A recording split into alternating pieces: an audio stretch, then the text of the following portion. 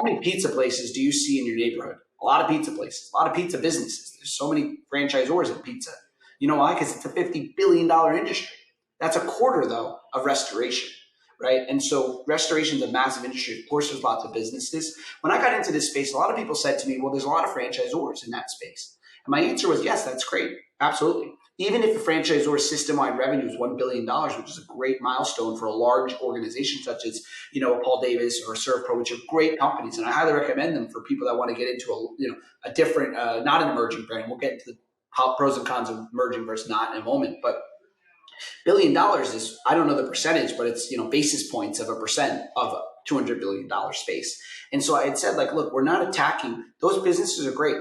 ServPro, go to ServPro over us. That's fine. We're going in, though, to disrupt the fragmented industry. We're going in to go after the mom and, no offense to the mom and pops here, but the mom and pops that are unsophisticated a lot of times. Welcome to the Franchise Founders Podcast. We are on a mission to help aspiring entrepreneurs just like you take action through franchise ownership, allowing you to obtain more financial freedom, time with family, and ultimately a business that can run on its own without you.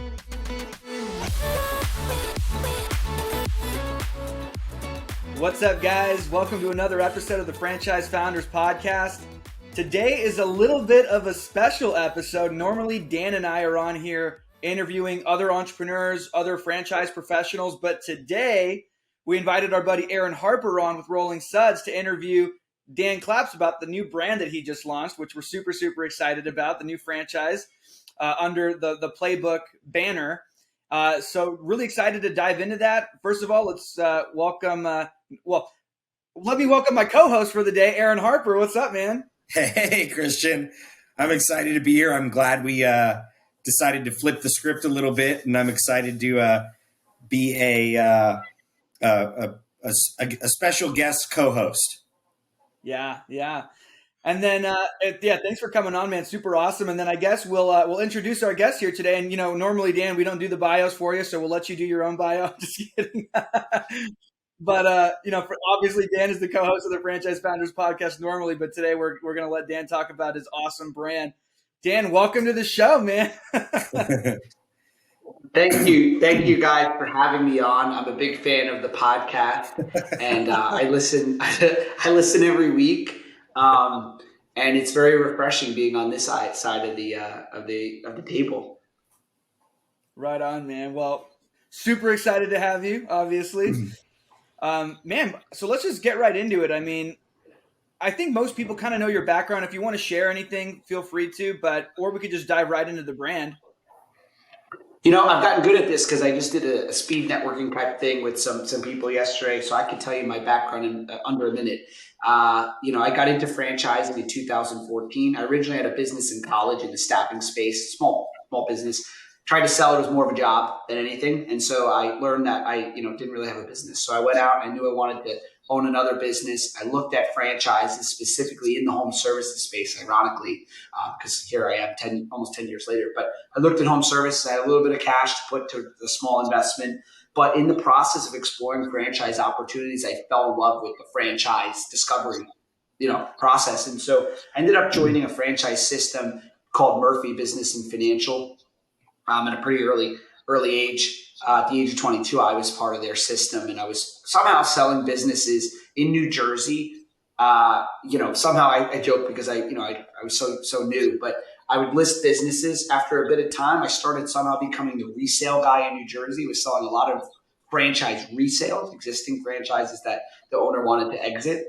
And then one day I realized that all these people inquiring on a specific franchise or specific business for sale, I'd say, hey, look, if this doesn't fit, why not look at a new version of this? And so they would look at that business. If they didn't want to buy that retro fitness resale, perhaps they could buy a new retro. And then I learned over time that maybe it wasn't even a new retro. Maybe it was just a new business in general. So those leads really became franchise buyers when they couldn't buy the listing that I was showing. Now, of course, I always tried to sell the listing I showed first, but if they couldn't, I would pivot them. So, did that for a period of time, and then basically realized, why wouldn't I do franchise consulting? It's making sense. And through Murphy Franchise, at that time, you had a membership to a broker network. So I was able to join that broker network. So did that. I franchise consulted for a period of time. I became decent at it. but realized that I was building the same kind of business. It was very dependent on me. It's a great business being a franchise consultant, but I wanted to really scale something. And so in 2016, identified the desire to do lead generation, partnered with my previous partner, and we built up a lead generation company in franchising for franchise consultants. And so I was in that seat from 2016 to 2022. So a multi-million-dollar business. It was really running.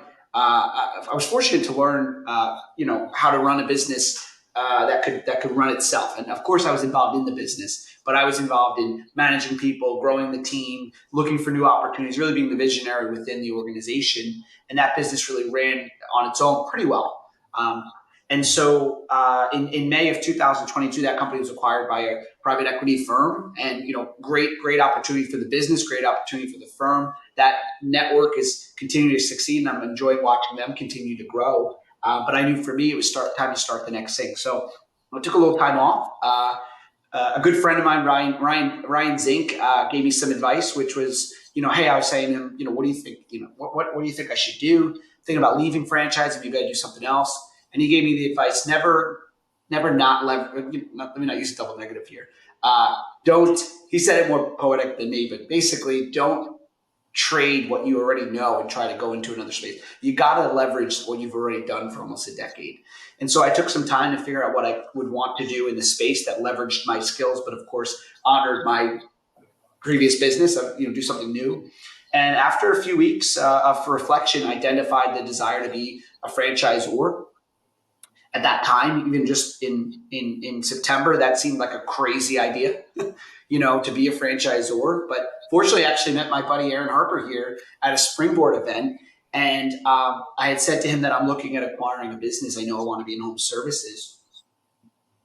And he said, this is what I'm doing. And he gave me some ideas on becoming a franchisor. That was in September. And then just end of the story is, realized that I knew how to do franchise development. I've helped either directly or indirectly over 1,000 people purchase a franchise business and love it. I love it so much, turning a business person that isn't a business owner into a business owner. And so I knew I wanted to do that, and franchising could be the vehicle to do that and being a franchisor. But I had never run a franchisor before. So first thing I did, and listeners, if you're looking at doing a business, it's a great way to do it. I set out and found someone that knew how to be a franchisor. And so my colleague, our chief operating officer, and my partner, Zach Nolte, he came into the business having already run a large franchisor in the kitchen remodeling space, where he served as president for a very long time. And also he had started a kitchen remodeling additional business that he was able to build up and sell to a platform company. And so he came in saying, I'll run the franchisor. You work on running the overall vision and the Playbook vision and acquiring franchisees. And it's a perfect partnership. And then end of the story is we knew we wanted to be in home services. Zach, myself, and at that time, our first teammate, Steve Miller, our franchise development director, the three of us, spent a lot of time together looking at businesses. We looked at over a dozen industries. We looked at roofing and siding and power washing, roofing and siding and windows. And basically think of your home, every single arena of the home that you could go into business we looked at, and a lot of great industries within home services, which by the way is a $500 billion industry year over year that's growing year over year. But identified that we wanted to be in restoration.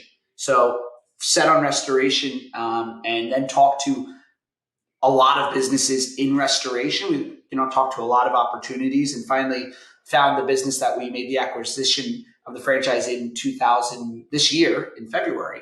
But that backstory, and then I want to get off my intro here, long-winded, but that backstory, if you've seen The Founder, have you guys seen that? Oh, of course. Think of like the fanaticness. I know he ended up not being great, but just the fact that he was like obsessive over McDonald's. That was me. I live in New York City. I had found this company in Northern Virginia. I drove down on a Monday morning. My plan was to drive the 4.5 hours, visit, and then drive back. At that time, I was talking to so many businesses. Like, it was just drive there, drive back, get on the next call. We were just interviewing so many businesses to potentially do this acquisition through. And so I drove down there. I had said to Coral, my girlfriend, I'll be back tonight. and ended up calling her saying, I can't leave. I'm going to stay here for 2 days because I was absolutely in love with what the founder was doing. I had never seen a business with so many systems as a non like franchise entity, as just a regular business. They were dominating their market. Well, they not were.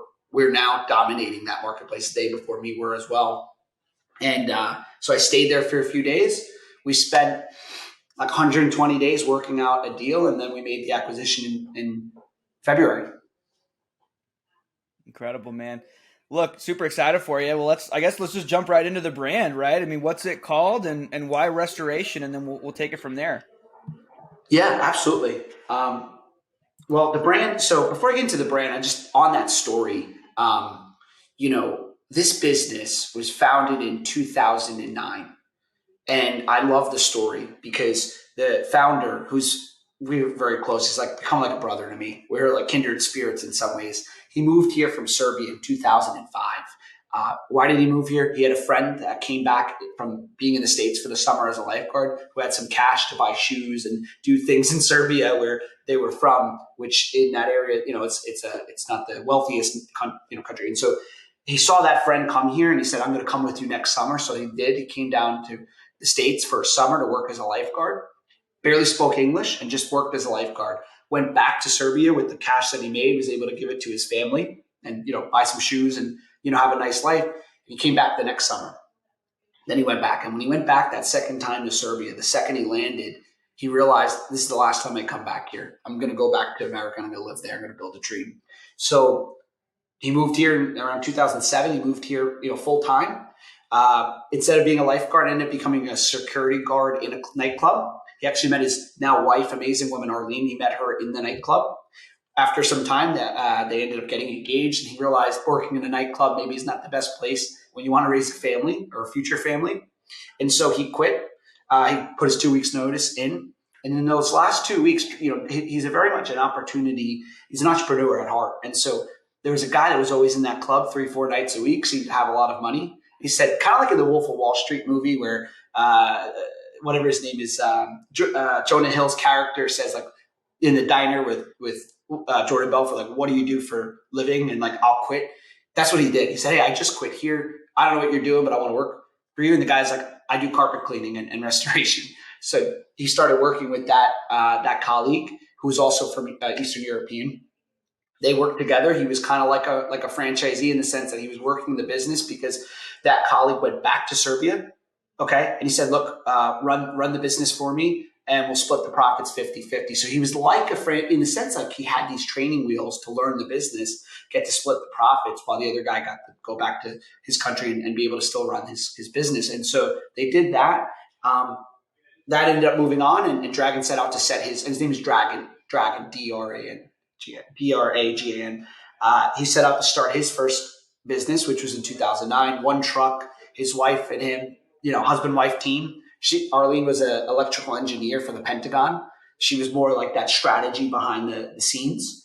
After a couple of years, she ended up leaving the Pentagon job to raise their daughter and really kind of they worked together on the vision of this business.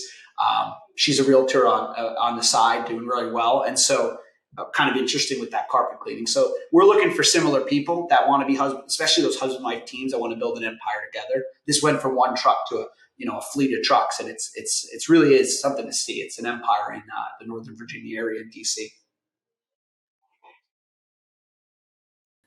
That's an incredible story. Dan, I know you looked at a lot of businesses, and just for, the listeners, a lot of them may be potential, franchisees or future business owners, entrepreneurs. Can you talk just a little bit about like what it was about this industry versus siding or roofing or, and kind of what sets, VODA aside, and a little bit, about the mission of VODA and what your hopes are. Absolutely.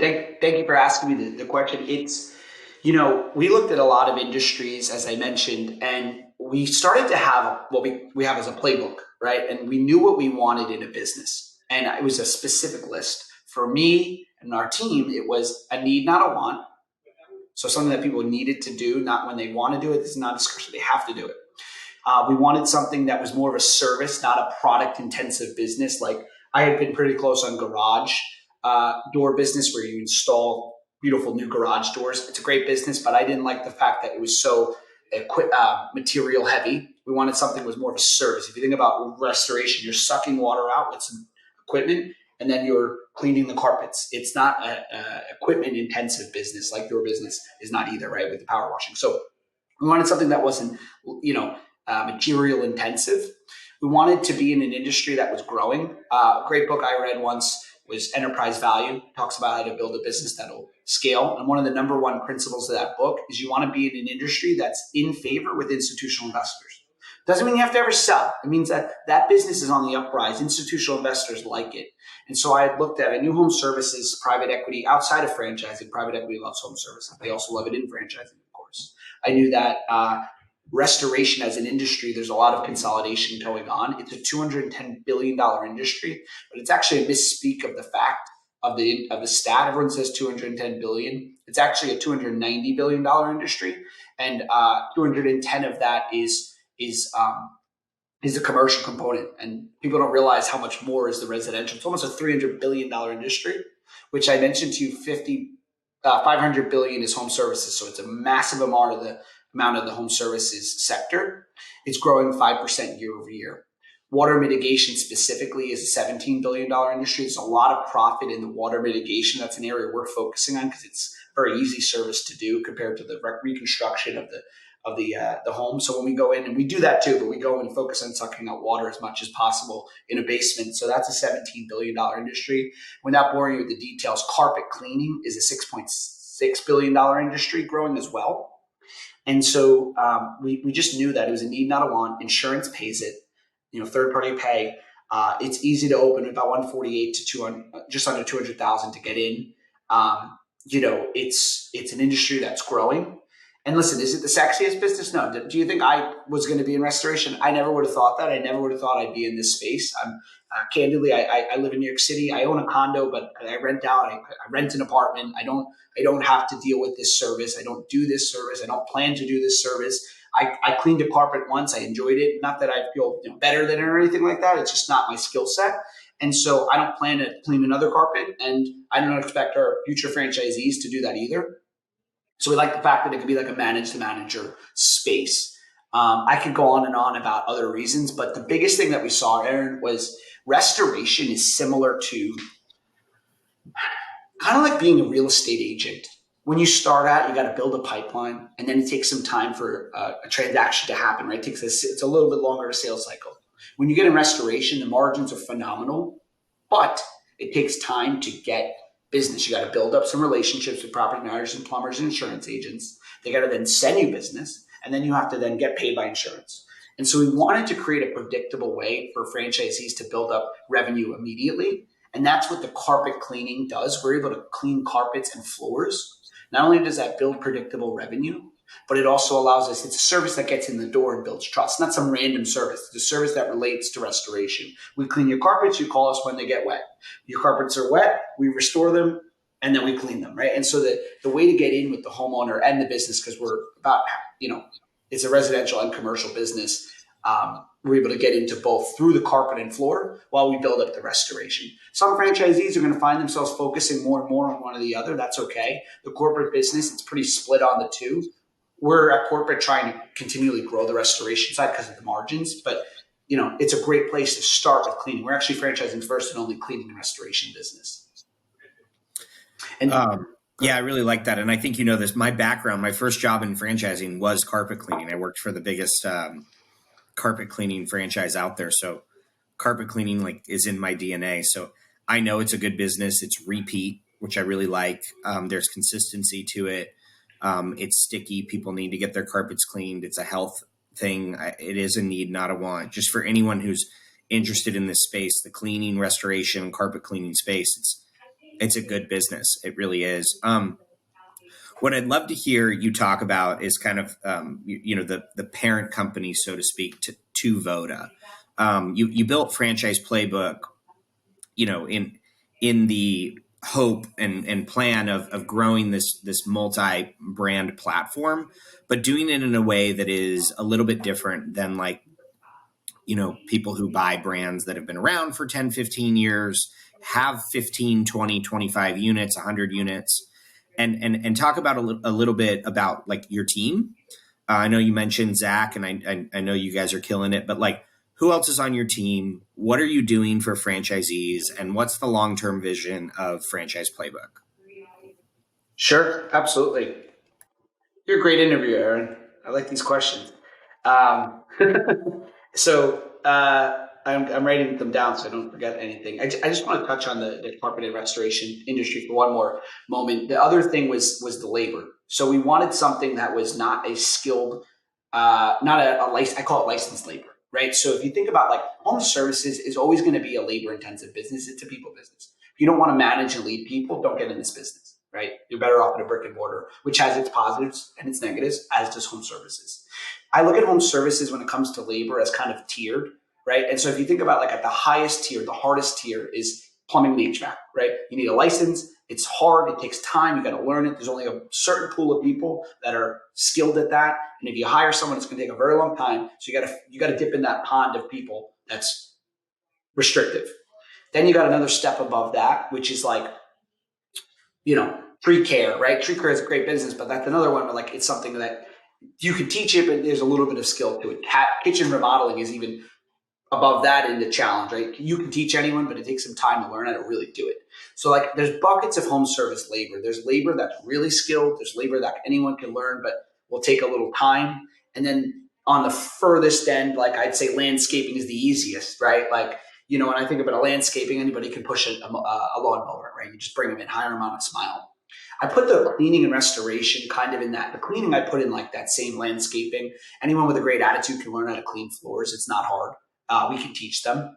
And the restoration, while it sounds hard, it's really not insanely hard to learn. So we like the fact that you can go to a Dunkin' Donuts, love the way the register person greets you and say, hey, why don't I bring you into my company? Which in my previous business, we had lots of cold callers. And that was my strategy. I hired my waitress and my bartender and my haircut person. And I said, come join this culture and you'll love it. And so we teach you how to build the right culture. But that was another thing we had liked about cleaning and restoration. As far as the playbook, so when I set out to do this business, there was something I had in my mind that's very clear. I don't ever want to say never because I don't want to, this changes and I lied or something like that. But at the current moment of my life, when I sold my previous business, it was an amazing feeling, but I also woke up without any purpose. And I've come to learn that I know how to build businesses that run pretty well without me in the day to day. And so for me, like my vision and passion, or my passion is helping people build up their dream. Our vision our mission at Franchise Playbook is to empower entrepreneurs to think bigger. And like, so for me, Franchise Playbook is a vehicle to do that. I don't see any reason why I wouldn't want to keep doing that for the rest of my life. And so I set out with a very intentional way of building this business. I'm fortunate that I've done okay in my life so far to pay the bills. And now it's about building something that really makes an impact. And so I wanted to set something up that could be a legacy. And I wanted to set something up. I don't have children yet, but I wanted something that I could like grow. That could be an empire that could pass on. It could be a family affair. A bad example in some ways, but I love the show Succession. I freaking love how they all work together. I know they don't like get along great and it gets pretty bad toward the end, but the vision of that, how it's a family affair. I have friends like the Fishmans. I love the way that they, obviously you guys know them. Not all of our listeners would, but I love the way they travel together. And like, I envision this future for myself where I have kids in their 20s and 30s that are with me and we're traveling and we're doing a business. Will it happen? I don't know, but that's my goal. So I set out to build a business that could be like enduring. And so Playbook really is a holding company. It's a platform that we're going to have multiple franchise brands within it. Now, what's important to understand is when I decided to build a platform, there was two ways to go about it. There was start with a brand, don't tell anyone about your plan, and then later on you latch on another, right? The negative to that is I felt like if we do that later on, when I go to start another brand, my franchisees are going to say, hey, whoa, what are you doing? I thought you were doing this. Why are you starting something else? And I felt like it didn't line up with my integrity. Whereas if I started with, hey, if you buy into this, this is the plan, this is where we want to go, not tomorrow. Rome wasn't built in a day, but this is the vision to have 10 brands, right? People are buying into that vision from day one. They know what we're doing and what my intentions are. Now, the goal is that these brands complement each other. There's a lot of great platforms out there. We have some ideas. I can't really get into the IP, but we have some ideas on why we're very different as a thesis and as a brand or as a strategy, as a holding company. But we want to build businesses that complement each other. We want a franchisee to say, wow, they have plumbing franchise. You know what? I'm going to pick up that brand. Now that I'm doing great as a restoration owner, plumbing's my number one lead source. Why don't I own the lead source and be a multi-brand franchisee, right? So the goal was to build this platform, but I'm always clear with people that I wanted to be intentional with what our vision is. With that said, we're bought in on VODA. We're not doing anything but VODA until I feel confident that it's running at its fullest capacity, and we're just adding people and scaling. We have it well documented. I'm fortunate to have some great, like you, Aaron, some great seasoned people behind me that are able to provide me with guidance and mentorship and how to really strategize the longer term vision. But that was the goal of Playbook. And but when I say I'm bought in, I mean, I just wrap my car in VODA, branding. So I'm driving around in what I call the VODA mobile. So if you talk about being bought in, I want franchisees that are bought in. And so I feel like I can't ask that if I'm not. So we're doing that there. I think your other question was about team, but any clarifying on Playbook? So the only thing I just want, just for the audience to know, like franchise playbook, I've been in franchising a while. I see different platform brands. I'm, as you guys know, really plugged into the community. And I just want to give like a kind of a plug for franchise playbook in general. Like I personally have had experience coming into brands that needed a turnaround, essentially. So buying someone else's, I had to fix it, right? And so one of the things that we've really connected on, you and me, Dan, is how do we do it right from the start without having to redo things? And from Franchise Playbook, like you guys are incubating brands from scratch. It's not necessarily from scratch because you have all this industry experience behind it, but there aren't any franchisees yet. And I think it's important for people who listen to know how valuable that is, because I think one could think, well, there's no franchisees yet, so how do I know it's going to work? Whereas like I'm just speaking from personal experience, and you guys know with my brand, I'm doing the same thing. And the immense benefits to be able to say, hey, we're going to become the biggest cleaning and restoration franchise in the world, or we're going to become the biggest power washing franchise in the world. And then we're going to do it again with another brand. And then guess what? Franchisees who you can also have access to that other brand that allows you to build generational wealth. And the mission that you guys have with Franchise Playbook is to do that from the start. And it's all for the benefit of your franchisees. And so, you guys have talked about this on this podcast. Other people have talked about it. You always want to find, what's the Orange Theory fitness before it becomes the Orange Theory fitness. And if you can bring a level of sophistication and what I call intellectual capital, which you guys have at Franchise Playbook, and apply it to a relatively simple business model and give people a path to do that, and they can grab some of the best territory in the country before it's a 200 or 300 unit system and it's sold out. I just want to talk about, I just kind of wanted to address like the value in that, just so that people who aren't aware of the franchising space or don't know what a platform company is, and this is kind of like really ethereal for them, just to like really boil it down as to like the value in what you're doing at Franchise Playbook and at VODA. Well, yeah, very well said, Aaron. And it's interesting, like for our listeners, because people come into your life and like they're meant to be there. And like I have a history, I think you guys too, and there's a reason we're friends, all three of us, of maintaining pretty long-standing relationships. Like my best friends have been my friends since I'm like 6. And Christian, I know that about you, and Aaron, I don't know, but I assume that about you. So and like being able to have this little tribe, right, where we're able to talk through, like, Aaron and I have dodged bullets together, right? Because he's known things that, hey, don't do that in your FTD because this is what's going to happen. And same for me, and same with Zach on our leadership team, and same with the people on Aaron's team. And Christian's probably one of the most knowledgeable consultants I've ever met. He knows everything, not just about the brand. He just really keeps himself little compliment for you, Christian. You keep yourself accustomed to like investing trends and real estate trends and finance. And so, but with Playbook, like really what it was the goal of Playbook, we're an incubator of dynamic franchise brands to create, own, and operate franchise brands. Now, what that means is one, we're a collection of the brightest minds in franchising. Zach Nolte, our culture at this company is guys and gals that have done something substantial in their career, but not their thing. My previous business, I'm very proud of it. I was the mentee, and it was a great experience. I have nothing but gratitude for it. But it was time for me to do my thing, to be my company, and there's nothing wrong with wanting that. Zach, same thing. He built a company that he was able to exit. He built another company where he served as president. He really wanted to. There was a lot of things in those 10 years that he wanted to maybe improve, and it's a great system. But what he couldn't do is you can't change fundamental systematic parts of your business once you have franchisees. They have to all adopt it. There's a process to it. And so when Zach came on, I had said, Zach, look, go home, write down everything you would have done differently. Write down everything you would have changed. You already had it. You had that written down in a notepad for years. But come into this and let's start from day one with everything done. Probably same with Christian, our CMO. And so what's a little bit different than us, than other platforms, is we're not acquiring brands that we inherit the positives and negatives of. We're not inheriting any mistakes. Now, I'm not saying we won't make mistakes here and there, but we're not inheriting it. We're starting from zero, from one unit, and we're able to apply our Playbook process. Now, what I have to explain is while we're a new franchise, we're not a new franchisor.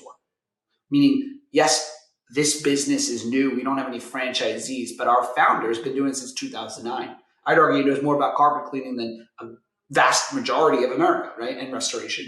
Our COO, I just told you his background. Our CMO, Christian Bencourt, I'm honored to have on our team. He came from Anytime Fitness as well as Mayweather Boxing. And he takes that large brand understanding in the fitness space, which if you think about fitness is a heavily lead generation focused business. You have to get customers in. You're competing with 10 gyms for a small subset of people. I actually forget the stat, but like it's only like 20% of the population that religiously works out goes to a gym. It's 10 gyms or 20 gyms that have to compete. So it's a big sales funnel driven business.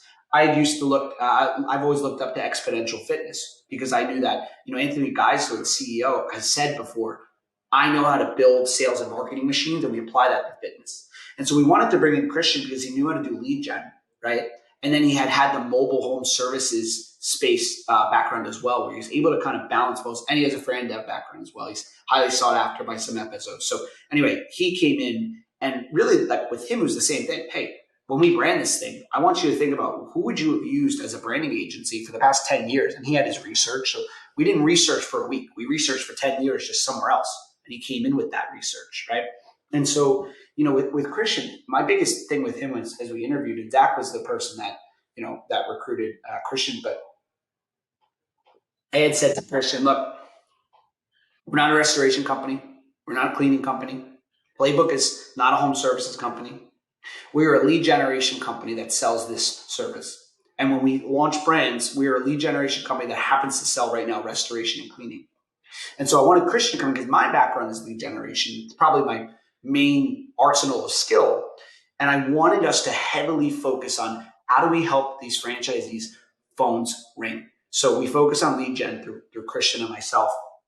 And so we look at it like, lead generation, make the phones ring. We take that off the plate of the franchisee. And then we have I get into the business itself, but that's like the ethos of what we're doing. And I want to tell you about the brand, but yeah, I don't want to dominate this conversation. Yeah, no, we can get into that, but there's a couple of things I wanted to touch on that I didn't want to gloss over because it is a huge deal. First and foremost, like Aaron had mentioned, not every emerging franchisor is created equal, because the person that they had a really successful business model and then they decided to franchise it. Awesome, but now they have to learn franchising. It's a whole new ball game. How do I find franchisees? How do I support franchisees? So that person, and Godspeed, wish them well, but that person is a lot different from people that come from franchising, that know franchising, it just happens to be a brand new business, but they know franchising, they know how to grow it. So it's those two emerging franchisors are not created equal. And so that's why it's like, yeah, VODA is a new franchisor, but if you factor in the years of experience of Dan, Zach Nolte, Christian, and everyone else you have on your team, you're not starting from scratch, really. You have all these dozens and dozens of years of franchising experience, it's important to note that.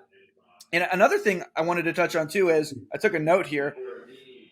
You said it's a $290 billion industry at a 5% year over year growth rate. Now, 5% may or may not sound like a large growth rate to some people, but when you're dealing with large numbers like that, 290 billion, I punched that into my calculator, and unless I did the math wrong, but that's $14.5 billion a year of new business in that space that's coming on year over year. So you're not competing for a fixed pie. You're competing for a growing pie. There's growing opportunities, growing business. So I think that's absolutely huge.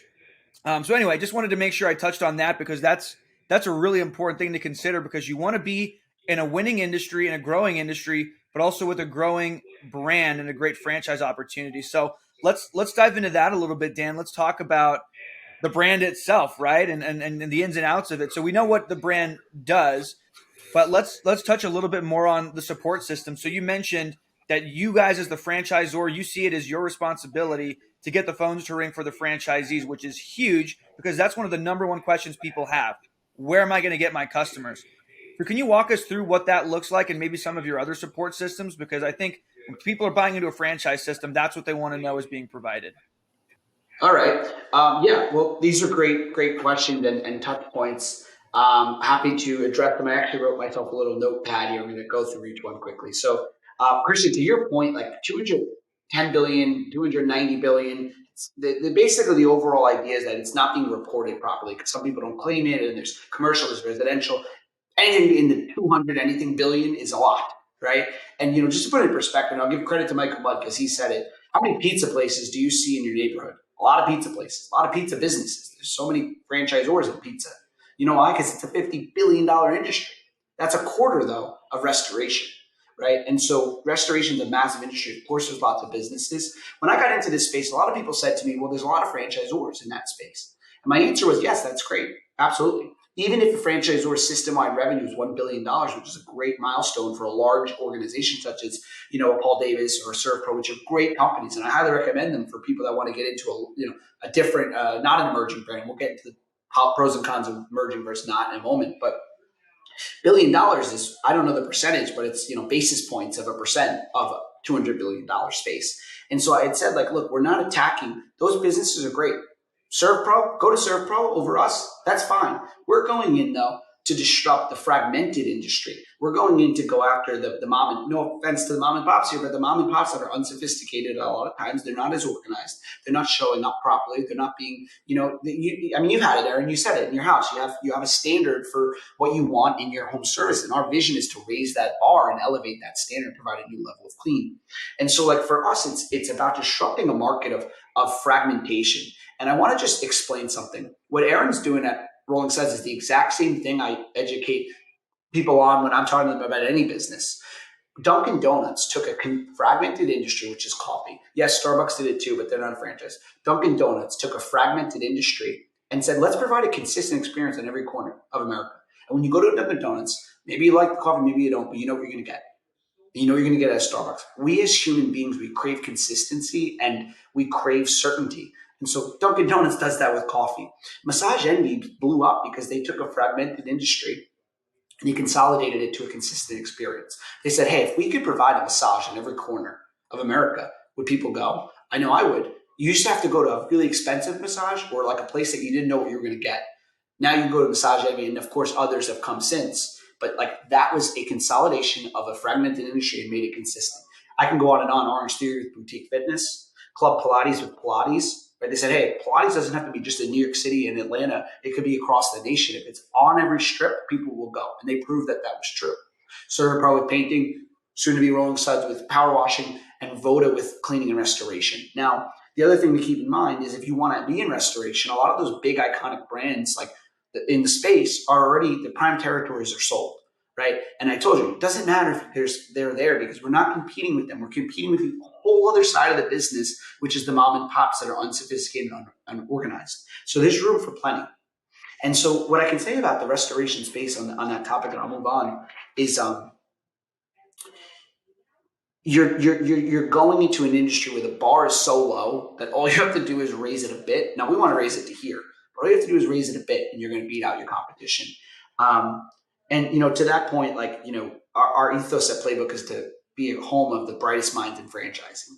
So to the no franchisee thing, we actually are in the process. We're about to sign on Monday. We're bringing in a corporate restoration, someone who lives and breathes restoration. He's been in the space since, since he was a tadpole or a kid. He's been doing restoration. On the corporate side as a franchisor. So we also know how to get someone out in the field and make sure we're providing that support in the field. You had asked me about the brand, so I'll tell you about that for a moment. I went into this with, the belief that if we build the infrastructure from day one properly, we'll be able to grow exponentially and be able to support that growth. And so, I took my capital and said, look, let's do this right. Let's do it once. Let's do it right. Let's get the right people. And so from a branding perspective, what we did was we partnered with a branding agency that's nationally recognized, and they've worked with companies like Home Depot, Target, Buffalo Wild Wings. And frankly, they almost didn't work with us because we're not a Fortune 500 company like their normal customer base. Thankfully, Christian speaks at many marketing panels such as South by Southwest. He's won some awards. He was able to finagle his way in. But basically, guys, listen, I have a track record as a small company, but here's where we're going. And we were able to get accepted to work with them because, they trusted that we would be, the level that they needed. And so we invested into branding the company. And what they did at the company was they utilized market demographic and psychographic data to identify what would stand out in the minds and hearts of the average consumer that we're looking to target. We know who our audience is. For the cleaning, it's a high-end home. Aaron, Christian, you're our target audience. We're going for that high-end home. And on the restoration space, it's much broader. But we knew that the average homeowner, remember the millennials, the youngest millennial is 30, 29 maybe. I think we still have a habit of being millennials are young. They're not. They're retiring, some of them. So the average homeowner is a millennial, right? And the average homeowner is going to soon be a Gen Z. I'm not thinking about today. I'm thinking about the future. And so we wanted to create a brand that would stand out in the hearts and minds of the average consumer, the average business owner, which are people in our age bracket. And so VODA, from a branding standpoint, really does. I don't have the ability to show the truck, but the truck, if it rolls down your neighborhood, the idea behind it is, what the hell is VODA? That's what we did intentionally. We were intentional with that name and with the branding, where what people don't realize about branding is you want to make people go, what is that? And look at it. And that's what we did with these disruptive trucks from a branding standpoint. And just for fun, VODA, we wanted to pay homage to our founder. There's no VODA without our founder. And coming from Serbia and building this American dream, VODA actually means water. So in Serbian. And so basically, to me, water is our friend and water is our foe. You need water to live. You swim in water. We go to the beach with our kids in water. It's amazing. So we use it, it's pure, it's clean. But it's our foe. It can kill you. Hurricanes, and it floods your basement. It's an unnecessary, thing to deal with, right? And so we love the idea that water represents both a good and bad thing, a clean home and saving them from the water. And so that's what VODA is all about. Christian, you had asked about kind of what we're doing for franchisees. So basically, Aaron and I have great conversations around this. Every person who buys a business has the same pattern of thought, right? How much money can I make? That's a thought. How am I going to get customers? That you should worry about. How am I going to get customers? And then these questions are going to be, how does the franchisor help me, right? So first it's, how do I get customers? How am I going to hire people? How am I going to stand out in my marketplace? Whatever that business is, what's my unique selling proposition or my reason to believe, RTVs and marketing? So how am I going to get customers? How am I going to stand out? And how am I going to get employees? So just to walk you through that briefly. The way we attract customers, as I mentioned, we have our own done-for-you marketing lead generation process. It's a lead generation that we take off the plate of the franchisee. We don't want them worrying about that. Now, I always preface, these are tools in a toolbox. The franchisee has to take the wrench and turn it. They have to hammer the nail. They got to use the tools. But we do the lead generation component internally. Secondarily, we think about the phone ringing. I don't know about you guys, but if I was responsible for answering leads as they come in now, I would be doing a bad job because I'm locked in on Zoom for most of the day doing what I need to do. We feel the same way for the franchisee, whether they're meeting with the property manager, we want them focused on that because that's going to build up the business. Or if they're out to dinner with their wife, like they shouldn't be worried about answering that first call. So we have a 24/7 call center that answers the phone literally 24/7 within seconds. They're trained to answer the phone, qualify the lead, book the job, schedule it. You wake up in the morning and those jobs are scheduled. So when it comes to how do I get the customers and answer them, we handle that. Then it comes down to how do I get people. Now, we can't hire 4 franchisees due to labor laws and joint employer. What we can do is provide true recommendations. So we give them templates on how to hire, what to put in the job ad, and what to pay. We look at the market and what they should be paying. We suggest it, both suggestions and strong suggestions. And then we help them through our what we call NFT new franchisee training, where they come out to our facility, they train for a week hands-on with our operations team, and then ongoing through our learning management system, which we call Playbook University. Well, we have Playbook University, which is broad, like business 101, bookkeeping. We have Playbooks, which takes the bookkeeping off their hands. Now, granted, these are not companies of ours. Like we wanted to really outsource people that are the best in the world at each thing. But like Playbooks is a program we've developed where we utilize a partner who's able to do the bookkeeping for them. We do enforce that. We tell people that we're going to do that for them, and it's a benefit. Nobody wants to do books. You don't want to do books, and so we help them by doing that. Or they have an option at one point, but we do it for them at least in the beginning. And so we have the bookkeeping, and we have all these different areas. But when it comes to hiring, we're able to give strong suggestions. And then secondarily, we have a partner through our Talent Scout program where we can actually, through that third party, they can actually do recruiting for them and actually help find people to do the labor. But remember, it's all about retention. And so what we need is people that have the ability to manage people and lead people, because we can get them in the door or help get them in the door sometimes, but they got to be able to retain the team and manage them. And then the last thing I'll say is, it's like, how do I get my leads? How do I get, my customers? How do I hire people? How am I going to stand out in the market? And then another thing is like, how am I going to track all this? Like, how am I going to analyze the data? And so in my previous company, I had set out to have our KPIs, key performance indicators, really dialed in. And it was always a challenge. I couldn't find a provider that could really give me the robust dashboards that I wanted, because there's a saying in business, you can't manage what you don't measure. And so what we did was we looked at the marketplace. We couldn't find the data analytics to the level that we wanted. And fortunately, a very close friend of mine is a ex-Google data scientist with Google, and he owns a very successful data analytics company. And so he was able to work with us, and we built that internally called Scoreboard, which is our data analytics platform. And so really, like, we put a heavy investment into all of our technology, especially around, booking jobs. We have some AI related to scanning homes and estimating homes. We have our Scoreboard tool. And my whole team, not to use age, but like coincidentally, we hire all ages, just to be clear.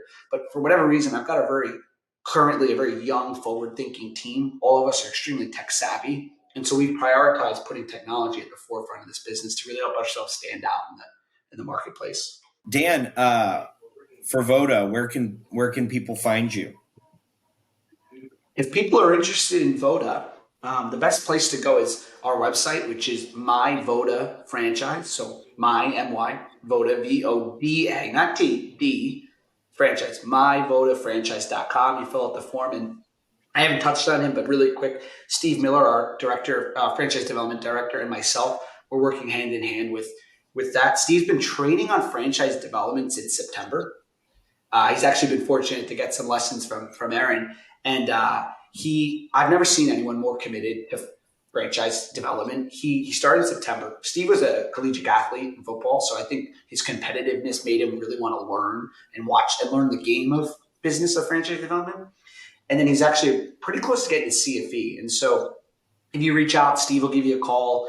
We're not pushy here. We have a pretty defined process. We're looking for people, though, that really fit our mold too. So just keep in mind, if you go into our process, it's a mutual interview, because as an emerging brand, same with you, Aaron, we have to be really picky with who we bring in, because we're only going to be successful when the first 15 people succeed.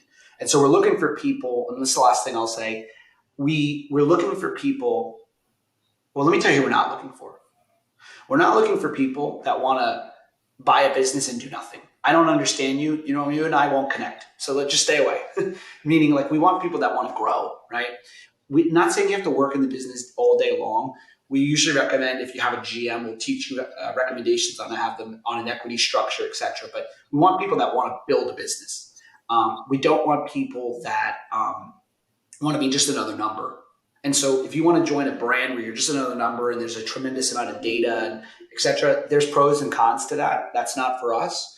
We're looking for people who want to get an emerging brand, get it on the ground level, scoop up prime territory, have unfeathered access to the executive leadership team. For now, it's not going to always be like that. Just candidly, we can't. But we're looking for people that really want to be early in. And 10 years from now, when we're X number of revenue system, they were early in. And so we're looking for people that have that. They want to own their own business. They want the help and guidance. They're going to get a tremendous amount of support through everything I'm saying. But there's still a bit tad entrepreneurial where they really want to jump into something and be part of it from day one. Awesome. Man. This sounds great. I've really enjoyed being an interviewer. I know I've been on the interviewee side on this podcast. And so I'm super psyched I got to come on here with you guys. So thanks for having me and giving me the opportunity to interview you, Dan. Well, maybe it's a plug or teaser for our should we announce the name of what we're doing soon, Aaron? Or should we use this as a forum or another time? Sure, we can. Sure. Well, for anyone listening, Franchise Founders Podcast, Christian and I will continue to build. It's our focus and the franchise side. But Aaron and I have so many conversations around home services that we decided, why don't we just start recording these conversations and putting them out for people specifically in home services? And so I forget the exact name. I don't want to butcher it. Aaron, you want to say it? Yeah, I think it's the Sexy's Home Service Podcast. We're trying to talk about how we can make home service businesses sexy. Because really, when you look at the margins and you look at the numbers and you look at the need-based elements of it, like, that's sexy. But people think like, oh, I need a McDonald's, or oh, I need a med spa. And it's like, when you look at the med spa margins, it's like, yeah, it's a sexy business. You're doing med spa stuff, but like, you're maybe 14% lucky to do 14% margins on it. When you look at home services, you're 30% plus, right? So that's sexy from a business standpoint. And that's why so many people like Dan and myself, like a lot of white collar people, private equity companies, like, are coming in and really elevating the space. And so Dan and I want to have discussions around that, bring on people who run sexy home service businesses, franchisors who are making home service businesses sexy franchises. And so we're going to kind of do a play on that. And I'm really excited to start talking about the stuff I love most. Yeah, I know you're jumping now, but I'll just say, like, just something to think about in history. McDonald's made that sexy. There was a period in history where owning a med spa as men in the 50s or 60s, people would say, what? You own a med spa? That's not cool. That's not manly. Facials and massages, right? But over time, history evolved and people became more, forward thinking. And I think it's the same with home services. I don't know what's not sexy about making a home spotless and clean. Yeah. Or making, honestly, I watch your power washing videos and it looks, cool to me. I don't know what's not cool about that. Ugly businesses, what is sexy is that they're good business models that you can run and then spend your time with your family. But, well, thank you guys for the time. Yeah.